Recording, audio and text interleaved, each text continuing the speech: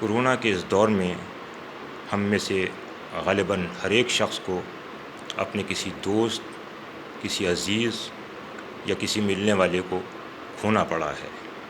ان میں کئی ایسی اہم شخصیات ہیں کہ جو ہم سے ایسے دور میں جدا ہوئیں کہ جب ہمیں ان کی زیادہ ضرورت تھی۔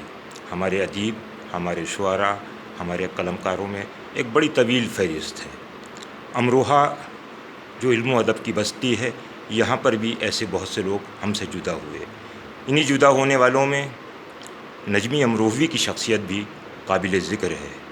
وہ میرے ہم عمر تھے، میرے دوست بھی تھے، میرے ساتھی بھی تھے، اور ان سب سے بڑھ کر بات یہ کہ وہ ایک اچھے شاعر تھے، ایک اچھے ادیب تھے، اور میرے ہم پیشہ یعنی وہ صحافی بھی تھے۔